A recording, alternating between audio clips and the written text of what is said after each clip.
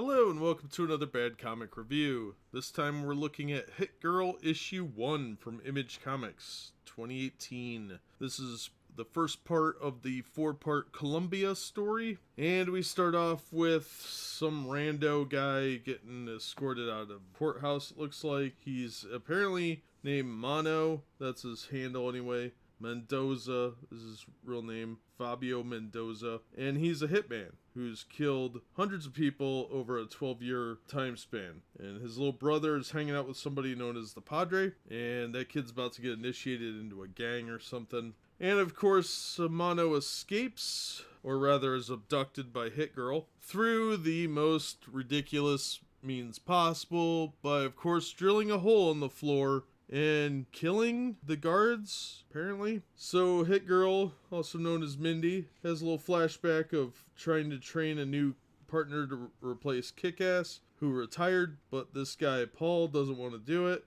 and he doesn't seem to be too into it, but she's trying to convince him, doesn't work, so she goes in and takes care of business by herself. We see her fiddling with like her utility belt or something. I don't even know what that's supposed to be. Maybe reloading magazines, I can't tell. And Big Daddy appears to her as a ghost and tells her to find a partner. So she apparently decided this mass murderer hitman is going to be her new partner. And she wires him with a armband that can explode, really kind of cliche, and she kind of gets off on the blood and gore of it all. And the lady that hired her is overseeing in case anything happens to Hit Girl. She's going to hit the button and detonate on this hitman as a failsafe.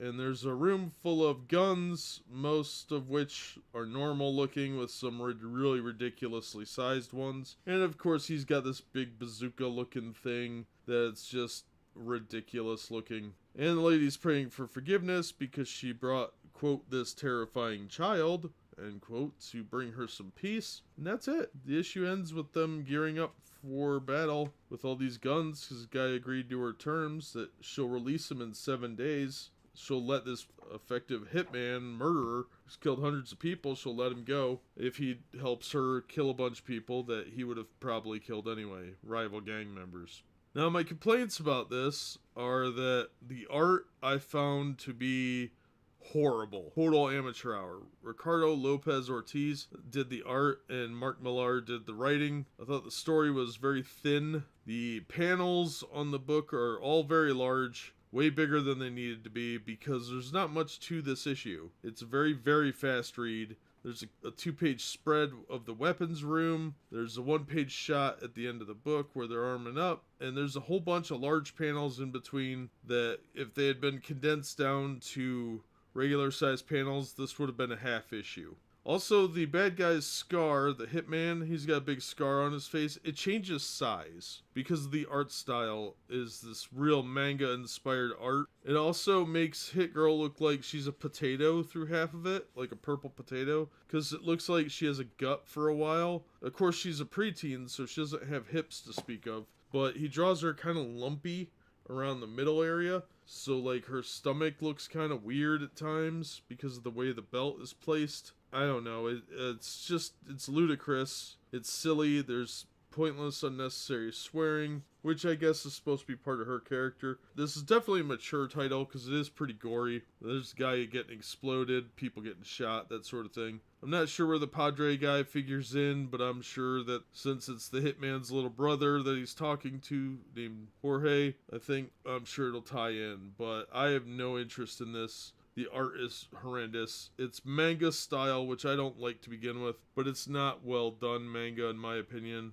The large panels tells me that they didn't have a lot of story to work with, and it probably could have been a 2-issue arc instead of a 4-issue, but they altered the size of the panels to sell more books. And the cover of the one I've got has Hit Girl on it making this like snarky half smile that is so often associated with people that annoy me. that I found it distracting. Otherwise, that would have been a pretty good cover if she didn't have that I'm better than you smile. It's very annoying, I find. So yeah, I can't recommend this. It was boring. No, it was trying to be edgy, and it was trying too hard to be edgy. It's a bad action movie. It's all very cliched. It's stuff you've seen 100 times before, but done better. I'm not impressed. And the fact that she's recruiting like this hitman who's obviously a very amoral person who's killed a lot of people before kind of strays from the original theme of, doing the right thing. She even mentioned civic duty at one point when fighting bad guys. So how is it civic duty to recruit a known murderer to help you when you're just looking for a partner? It seems a little over the top. I don't particularly care for it. I won't recommend it. I'm sure there are people out there that would like this sort of thing, but it looks a little hackneyed and forced to me. I've seen these kind of stories before, and they're never that interesting after the second or third one. I'm not impressed. I was bored through most of it, and the art was just atrocious to me. So yeah, I'm not going to recommend it. If you're into manga style art and extreme pointless violence, you might like it, but it's all very try hard to me. I didn't care for it at all. That was Hit Girl issue 1. Not for me.